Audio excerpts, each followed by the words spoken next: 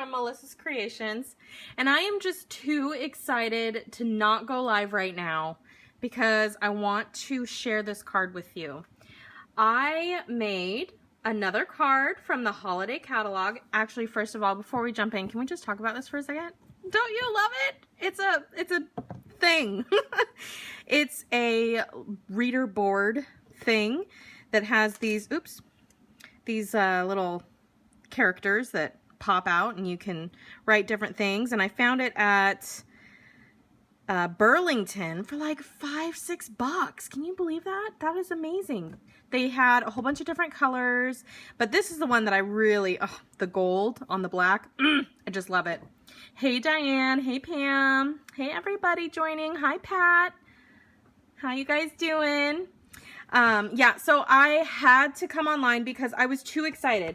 I shared with you guys a sneak peek using these two stamp sets. Now, I didn't even tell you what the stamp sets were, but you could probably guess Winter Woods, of course, was one of them. The other stamp set was Snowflake Sentiments, which debuted last year, I believe, and it is in the annual catalog this year.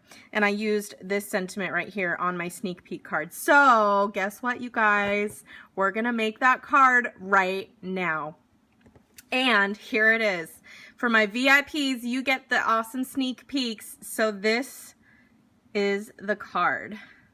What do you guys think? Show me some hearts if you just love it. Oh my gosh, it's my favorite.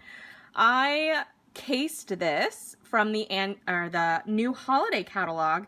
Now, I didn't have everything that they used to make theirs, so I made mine up as I went. I don't know for sure if this is designer series paper or like in their sample, if they used designer series paper or if they stamped and colored it, but I stamped and colored mine, and I'm gonna show you guys the most awesomest and easiest way to stamp this super fast so it looks very uniform and beautiful. I just love it. And then some silver foil accented here, a little bit of vellum tucked back here. Super cute. Now, let me show you, if I can find my catalog. Here we go. In the catalog for the Winter Woods Suite, I think it's right here. This is the card that I cased. So you can see it's very similar. I did not have the corrugated embossing folder they used back here, and I didn't have these cute little embellishments there, and I didn't have that designer series paper back there, and I'm pretty sure that this is designer series paper. I'm like, I don't know, I'm like 80% sure. I have to look at it and look at the supply list and double check, but I think that's DSP, but I didn't have any, so I think I replicated it pretty darn well. I also didn't have the washi tape or the same ribbon, so I made do with what I have, and that's one of the great things about casing the catalog is you look at it, you get your inspiration, and then you do what you can with it, and I think that this turned out awesome. So we're gonna make that card. I'm gonna show you how I did it right now. So the card base and the piece behind it, we are using Cherry Cobbler cardstock. And the first thing I'm going to do is cut my card base as well as these pieces back here. So again, standard card base, we're going to cut this on the long edge at 5.5, and then we're going to rotate that and score it at 4 1/4. Same old, that never changes unless you make a different card, then it will change, but for this it doesn't change. Now for these pieces that go behind here, they are 1/4 inch smaller than this width. Whoops, hello, it's jumpy. So this is 5.5, so we're going to cut a piece at 5 inches. Now I did not cut a piece that goes this whole width here. I cut small sections just to put behind it. So we're going to first cut what I think we're going to need, and we only have about 1/4 to 1/2 inch showing on each side here, so I'm just going to cut, let's see, I'm going to do 2.5 just for good measure. So now I have a piece that is 2.5 by 5.5, and I'm going to trim this down to 5, which is a 1/2 inch smaller.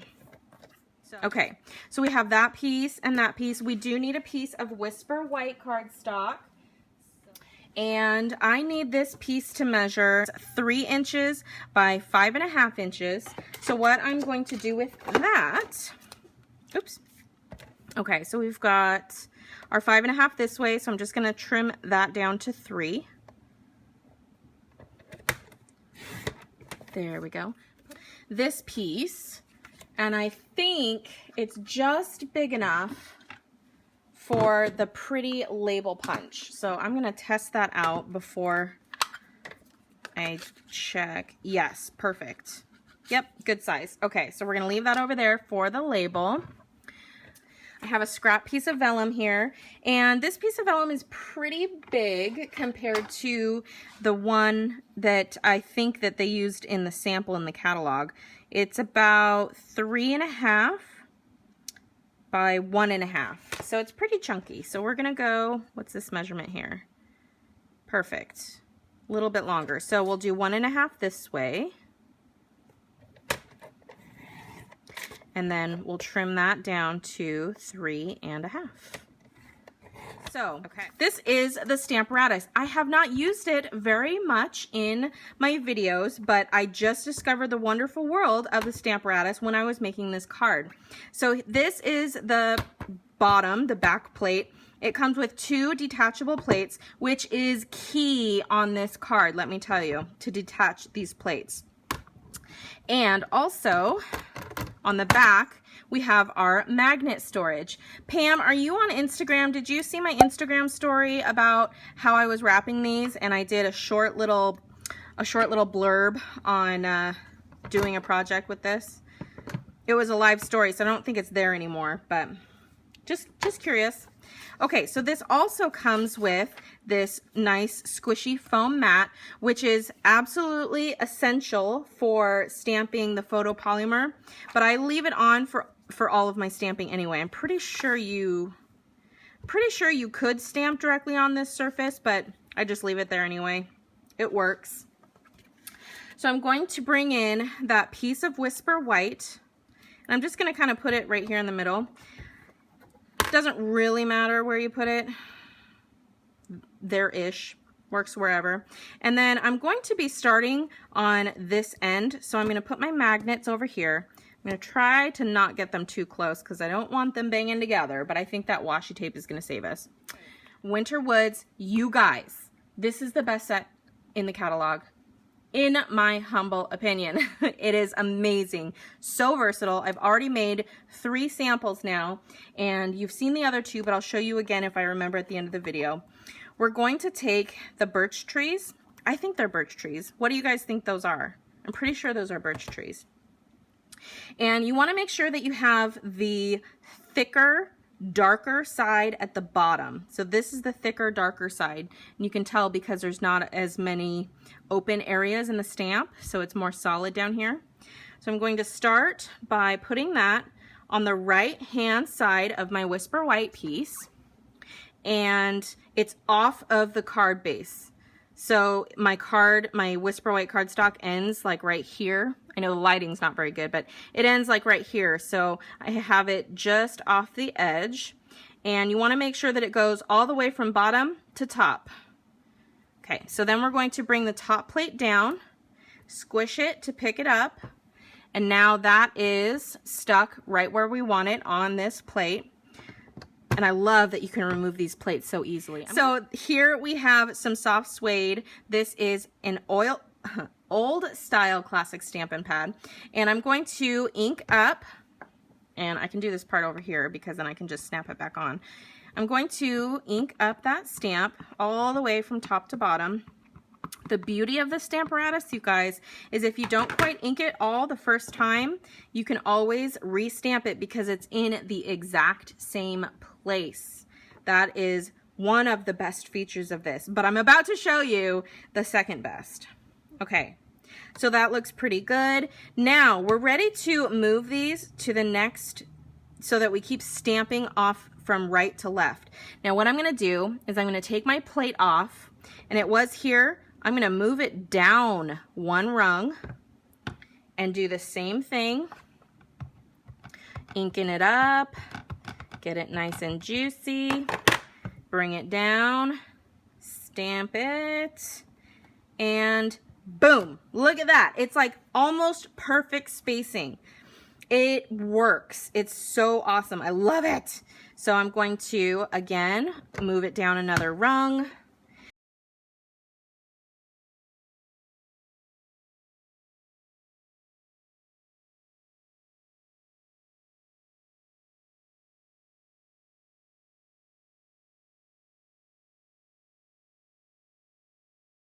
Yay!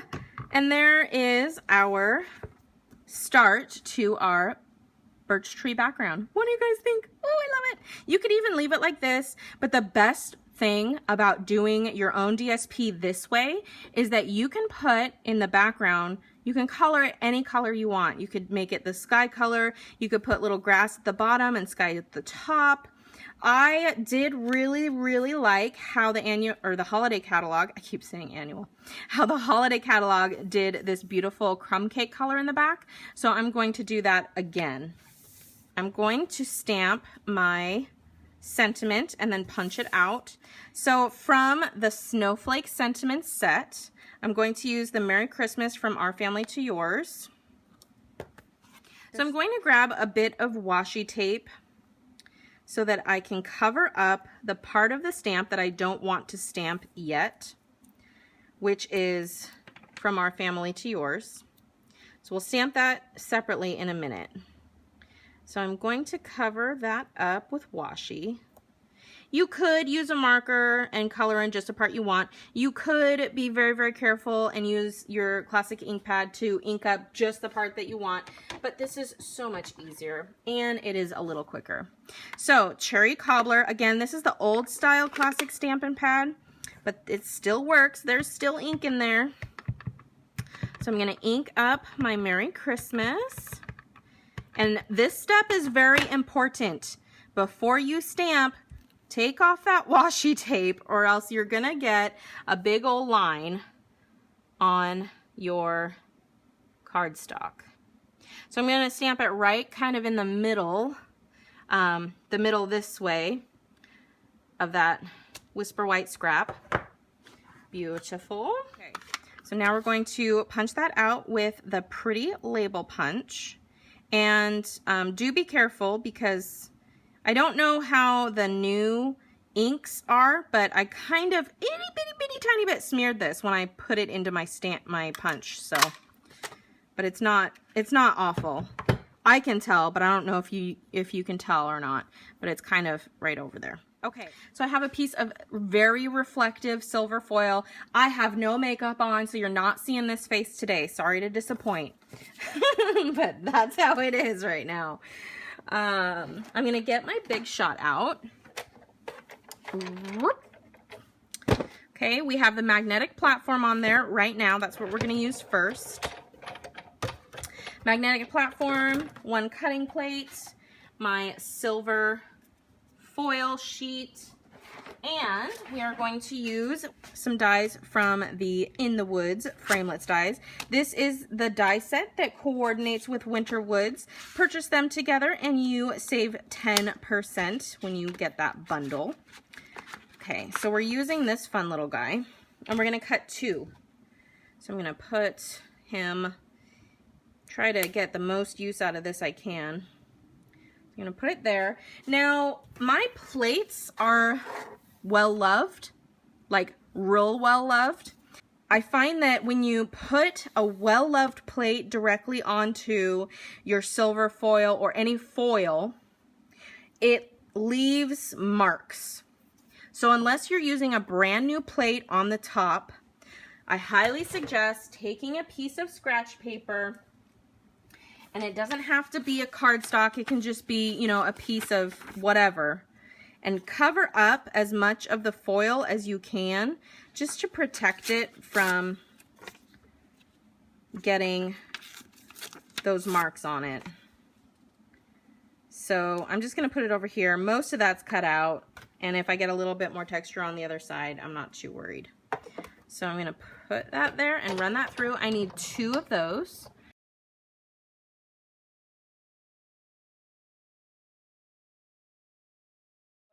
Now we're going to use our embossing folder, and guess what, you guys? Guess which embossing folder I got? Yay! I got Softly Falling finally. It's taken me a while, but I finally made it. Now for the embossing folder, I'm taking the magnetic platform off. I'm replacing it with the regular Big Shot platform. One cutting plate, my cardstock, and so what I did on this card, I did it kind of interesting because I wanted to be able to get a lot of dots on both edges. So instead of putting it in this way, where you're very saturated here and it's very light up here, I actually did it twice, and I did it this way, and I put it in about halfway. So we're gonna do that same thing. So it's really saturated in the middle, and then it kind of feathers out towards the end. So I'm gonna do the same thing here. So put that in there just like that. Sandwich and run that through. And then we're going to turn it and run it through again. Okay, so there's half done. Stick it back in, and you can kind of line up those dots a little bit. I try not to overlap too many dots, but you can kind of line them up so that they still interlock and there's not too much of a line.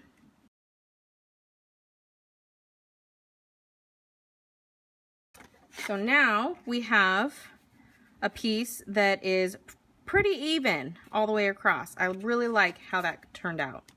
All right, so I'm going to do this step now. I have my Whisper White craft ink. We still sell this, although I think it's technically the name is slightly different.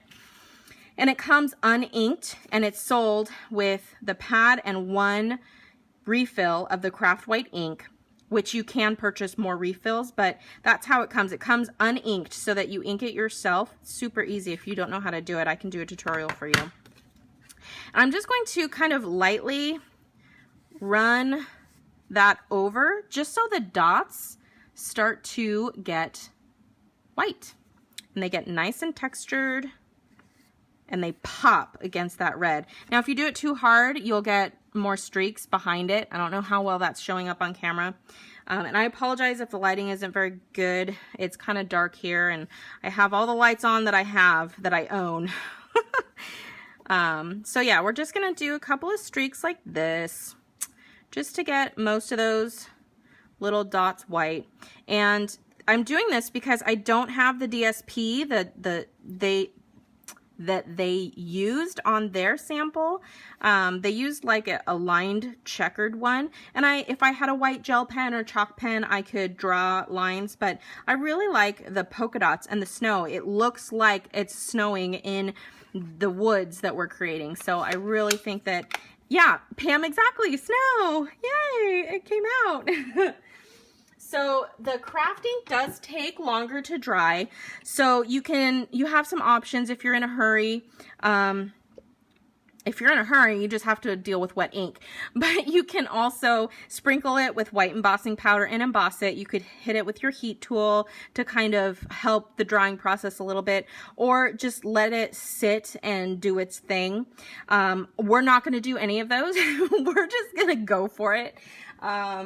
But if you don't like ink all over your stuff, I recommend you let it dry. So I'm going to cut this in half so that I can put it on either side of my trees. I'm going to cut it. So this piece again was 2.5. So we're going to cut it at, what is that? Not 1 3/4. 1.5 is 3. 1 1/4. Yes, Melissa can do math, even after a long day like today. So I'm just going to cut that in half. Now, be mindful, if you do this like I just did, you will get ink on your ruler, white ink. So if you cut something else right after this, it's gonna not be very good. So just keep that in mind. And because we're cutting it after we embossed it, it's kind of, you heard that crack. That's just, it's normal. It's fine. It came apart just fine. The cut looks nice. We're good. So I'm just gonna bring in a piece of scratch paper, and I'm going to, let's see, I did it this way. And now I need to find my pens. And I put them, here they are. I put them in a place where I'm like, oh yeah, I'll totally remember where that is. Uh-huh, sure you will. I have a crumb cake Stampin' Right marker here that we're going to use. So I'm taking the thick side of my Stampin' Right marker, the thick tip, and I'm going to color in between the trees. Now on the edge here, I want to kind of color the edge in a little bit where the tree isn't technically stamped. There we go. And now I'm going to do in between the trees, and I'm using the thick tip because I can just do basically one long swipe, and it gets almost everything between those trees. The thing with the gaps here, this tip, I am not able to make it cover that entire gap. Almost. It can almost do some places. So I'm trying. You want to be as smooth as possible, and you don't want to go over the same place twice if you can avoid it. There's just not avoiding some of it. But I'm trying really hard to not let the ink touch when I go back, because if it touches, it makes it look darker. And if you are able to only do one swipe, it looks much cleaner. Now on the dry one, this has been dry for about 24 hours. You can see right here is what I'm talking about. You can see that dark spot right there. There's several lines. What I'm trying to avoid is that. I want to make it so that it looks really crisp and clean back there, and the only way to do that with a marker and this technique we're doing is to do one smooth swipe. So I'm trying to do as much of that as possible, and then if I have to go back in, I'm trying to use just barely enough ink to cover the spot that I missed. Now this takes practice, I'm not gonna lie. I am not a colorer, but I kind of find this relaxing, actually.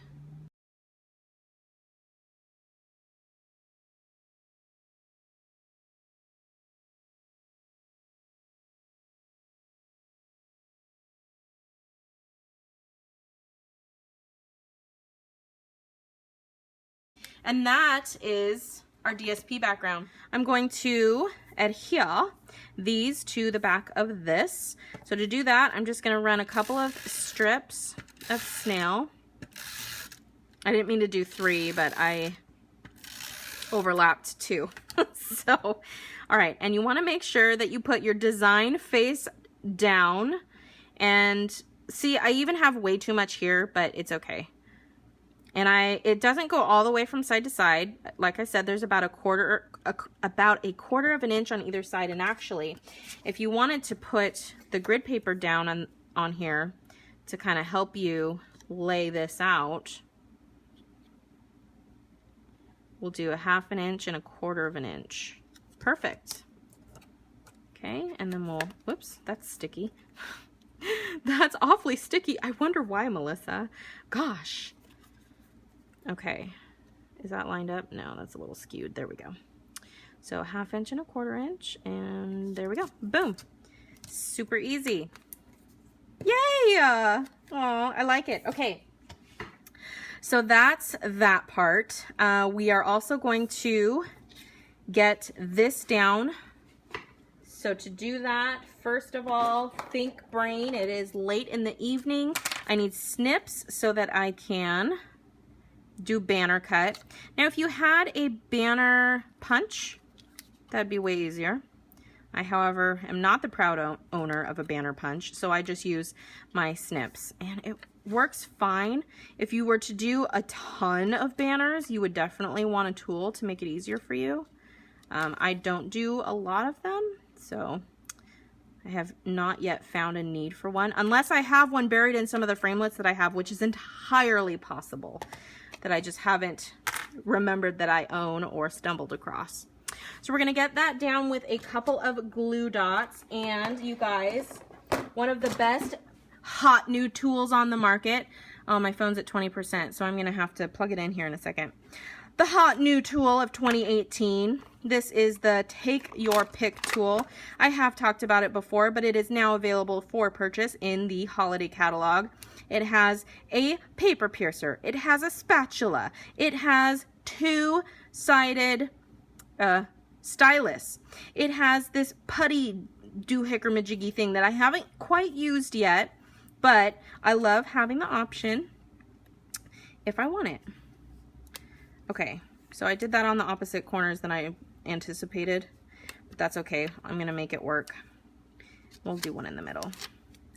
It's just gonna be a little reversed from, actually, let's really reverse it and put it on this edge instead.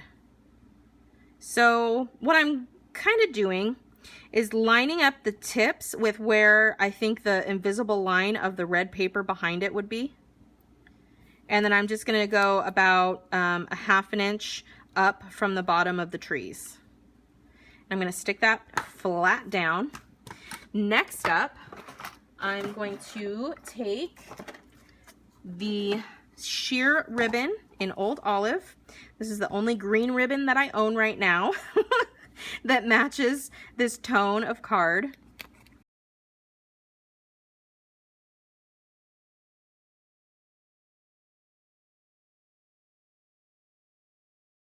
Okay, so now I'm just placing these here and here, and now I'm going to put some dimensionals on the back of this to pop it up, and I'm just gonna put, for now, I'm gonna put one in the middle because I want to leave enough space behind here to put that red sentiment.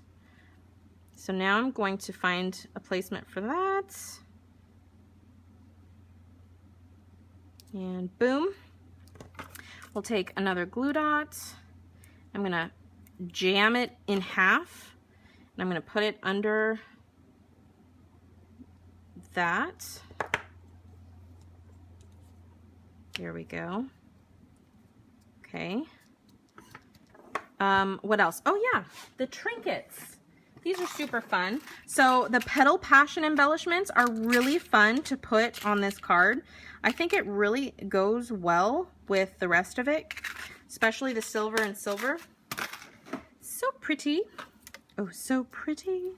So I'm going to smash a glue dot on one side of that trinket loop, and then I'm going to sandwich it between another glue dot.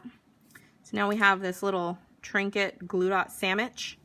And on this one, I think I'm going to put it over here, like that. Let me grab my bone folder before my phone runs out of juice. We're going to finish this right on up for my VIPs who are watching this live on Facebook. All right, and finally, more dimensionals. And we're just going to pop this sucker up.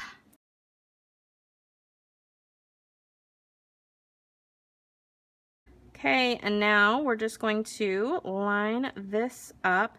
Another thing to be careful of, you guys, which I did not even think of on this card, is when you're gluing your snow background to your trees, be aware of how much space you leave, because look at, I'm almost to the edge of my card width here, and on my original I did a lot smaller, so I have about 1/4 inch on each side here.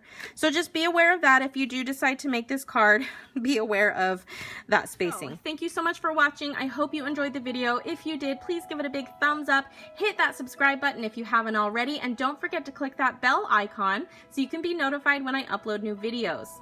You can visit me online at melissascreations.com or on Facebook at facebook.com/MKre8tions. You can also visit me on social media, Instagram, Twitter, and Pinterest with the handle at MKre8tions. Thank you so much. I hope you enjoyed, and I'll see you on the next video. Bye!